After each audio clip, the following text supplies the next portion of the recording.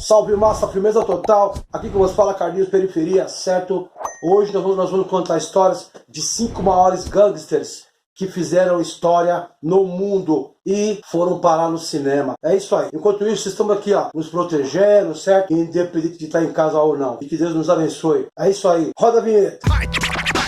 Mais um programa TV nas ruas. TV nas ruas. Conhecimento e sabedoria. Está no ar. TV nas ruas. Transformando e evoluindo.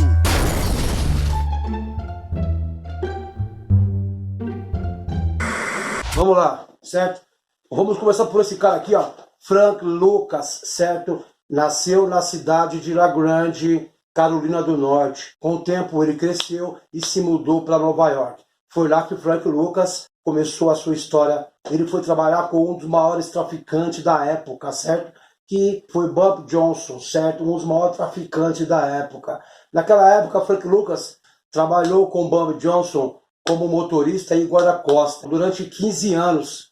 Depois da morte de Bob Johnson, os traficantes da cidade queriam tomar o lugar. Frank Lucas, por estar trabalhando com Bob Johnson, assumiu o seu posto. Ele ia direto dos policiais para buscar as drogas. O Frank Lucas, ele teve a coragem de contratar o seu primo, fez parte da guerra do Vietnã. Ele mesmo ia até os fornecedores. Então, naquela época, a droga mais pura que tinha nos Estados Unidos, em Nova York, era a droga de Frank Lucas. Foi aí que ele começou a se tornar um dos chefões do tráfico. Ele comprava grande quantidade de heroína e sabe como que ele levava essas drogas? Ele levava com a ajuda do exército dos Estados Unidos. E às vezes, nos caixões dos mortos que vinham da guerra, ele colocava as drogas debaixo dos mortos onde tinha um fundo falso. Em 5 anos, Frank Lucas ele juntou mais de 300 milhões de dólares em 5 anos. Só que aí, conforme ele foi preso, a polícia e os inimigos dele na época foram na casa dele e roubaram o dinheiro que ele tinha juntado. Frank Lucas ele foi condenado à prisão, ele foi preso e condenado à prisão em 1975. Ele foi condenado a 70 anos. Frank Lucas, com o tempo ele preso, ele saiu por condicional, certo? Ele saiu em 1981, depois ele voltou a ser preso de novo em 1984, quando estava negociando 28,35 kg de heroína. Ele foi preso de novo. E dessa vez, galera, ele saiu em 1991. E o mais curioso, galera, o cara que defendia Frank Lucas, né, nessa condenação foi Rich Roberts. Foi o mesmo policial que conduziu ele para a prisão, que investigou Frank Lucas na época que levou ele à prisão. Esse mesmo policial, era advogado, também conduziu ele e libertou ele da prisão. Com a notoriedade que ele tinha na época, o nome dele se espalhou por todo o país dos Estados Unidos e acabou virando filme. No tanto que tem um filme, o filme O Gangster. Não sei se vocês assistiram, mas assiste aí, certo? É um filme muito bom. Eu assisti e recomendo, certo? Esse filme aí, O Gangster, que foi baseado na vida real de Frank Lucas, um dos maiores traficantes dos Estados Unidos. Bom, galera, esse aqui é Ronald Biggs, nascido em 1929.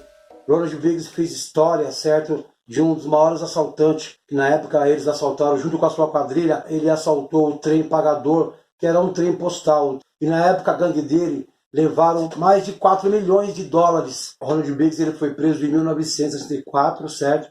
No ano seguinte ele fugiu da cadeia e veio se exilar, fugiu, né? E veio morar no Brasil. Também foi um cara que virou cinema, virou estrela, começou a dar autógrafo pessoal. Ele tem um filho que trabalhou na TV Globo na época, num programa chamado Balão Mágico, que era um programa infantil, certo? Onde o filho dele trabalhava. Eu não recordo bem do nome do filho dele, mas ele trabalhou nesse programa. Balão Mágico era um programa infantil, onde tinha a Simone, o Jairzinho. Quem é mais velhinho vai lembrar desse programa. Ronald Biggs, ele só saiu do Brasil e voltou para o país dele, ele estava ligando saudades e canelou para lá. E foi lá onde ele morreu, né? Ele morreu bem velhinho, não lembro agora mais ou menos a idade que ele faleceu, mas ele faleceu lá. Um dos maiores gangsters que virou filme também. Bom, eu acho que todo mundo conhece isso aqui, já ouviu falar, já teve camisa dele, também foi uma celebridade no crime, no tráfico, certo? Pablo Escobar Gaviria foi um dos maiores traficantes na época. Ele liderava tudo, né? Na época, Pablo Escobar era dono de milhares de terra na Colômbia. As drogas de Pablo Escobar, que ia para os Estados Unidos, Pablo Escobar, ele era responsável por mais de 60% das drogas consumidas no mundo. No mundo. Ele distribuía a droga por quase todo o mundo, certo? No tanto que ele foi o rei da cocaína. É que naquela época a cocaína não era considerada criminosa, né? Que nem hoje. Pablo Escobar era considerado o Robin Hood, né? Porque ele ajudava as comunidades, ele construiu um prédio chamado Edifício Mônaco. Foi um dos impérios monstros que ele fez dentro da Colômbia, até mesmo para afrontar alguns políticos. Quando ele ficou exilado, ele, mas a família dele, a polícia colombiana estava atrás dele, a sua filha estava passando frio. Dizem que ele queimou milhões de dólares, né, para poder aquecer a sua filha, que estava passando frio. E aí a família dele é acuada, né, nas casas que ele tinha, que ele fugia. Quando a polícia descobria o cativeiro dele, ele corria para outro lugar. O cara tinha aviões. O cara era o rei do tráfico, tio, era o rei. Pablo Escobar, se eu não me engano, ele foi considerado entre as 10 pessoas mais ricas do mundo, para você ter ideia. Pablo Escobar também, ele criou seu próprio zoológico. Ele trazia os animais de outros países para a fazenda Anápolis. A fazenda dele era gigante, no tanto que o cara construiu um zoológico dentro da fazenda, né? Nessa fazenda Anápolis. Segundo a história, a fazenda Anápolis hoje ainda continua sendo um zoológico, né? Só que está aberto só para visita, né? Porque virou história. E Pablo Escobar também acabou virando filme, né? Como eu disse aí, acabou virando filme. Pablo Escobar também tentou entrar na política. Foi aí que Pablo Escobar ficou visado, né? Porque ele tentou entrar para a política e ali os políticos desmascararam ele, porque ele foi preso no passado, né? Fez um assalto no banco. Ele tem até uma foto dele que a primeira vez que ele foi preso, ele mostrou o rosto dele sorrindo, né? E foi aí que começaram a captura atrás de Pablo Escobar. Um cerco pesado pelas duas polícias aí, a polícia colombiana e a DEA, a Agência de Divisão Antidrogas dos Estados Unidos, fizeram esse cerco aí. E com esse cerco que os caras fizeram atrás de Pablo Escobar, e tinha junto com ele um capanga que sempre protegia Pablo Escobar, que era o braço direito dele, certo? Que era chamado sicários. Davam a vida por Pablo Escobar. No tanto que alguns de seus capanga, alguns achavam que Pablo Escobar não era imortal. Só que no cerco aí da polícia da DEA, da polícia colombiana, os caras eles fecharam o cerco contra Pablo Escobar, teve uma troca de tiro, Pablo Escobar foi morto, né? Em cima de um telhado de uma casa na Colômbia, em Medellín. Quem aqui não conheceu a história, mano, de Al Capone? Quem aqui não assistiu os filmes, mano? O Poderoso Chefão, o cara que controlou na década de 1920, a maior atividade ilegal, né, dos Estados Unidos, que na época foi a lei seca, que ele controlava as bebidas, né?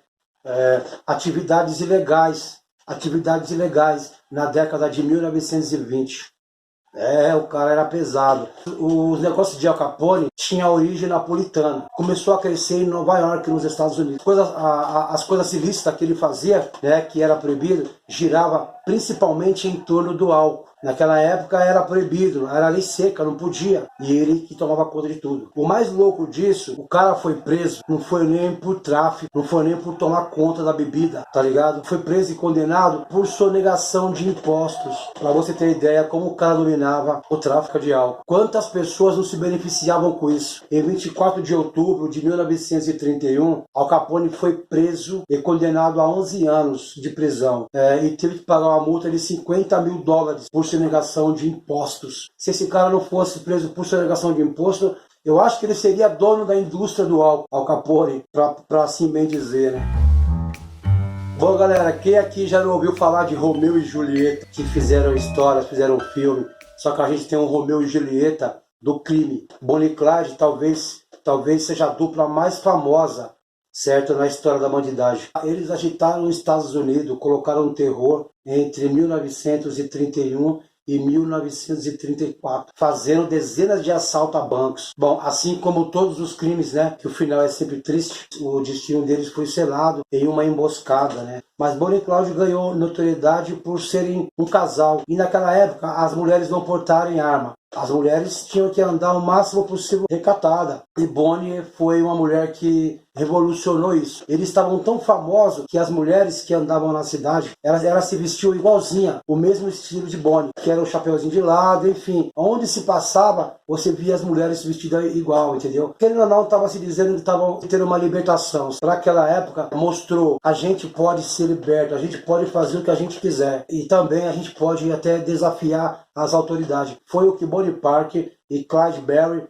fizeram. O governo dos Estados Unidos contratou os Texas Rangers, né, que eram os caras, na época os caras eram mercenários, né? Os Texas Rangers, eles eram da lei, só que eles eram programados para matar, entendeu? No tanto que um dos Texas Rangers, ele matou mais de 50 bandidos, assim, a sangue frio mesmo. Nessa emboscada de Bonnie e Clyde, eles só usavam os carros mais fortes que tinha, que eram os V8. E aí, como ele pegou na emboscada, eles tiveram que reduzir para poder ajudar o senhor que estava com o suposto carro quebrado. Foi nessa que começou o tiroteio. Mais de 150 tiros furaram o carro de Bonnie e Clyde. Ali se terminou, mano. Só que também nasceu uma história de Bonnie e Clyde. Eu acho que o primeiro casal, certo? O primeiro casal de criminosos daquela época, Bonnie e Clyde. É isso aí, certo? Essa foi um pouco da história, certo? De alguns gangsters mais conhecidos do mundo que viraram filme, ok? Deixa seu like aí, certo, mano? Manda sugestões. Quem sabe na próxima histórias, o que você escolheu, a gente pode colocar aqui, ok? Contar um pouco dessa história. Forte abraço a todos.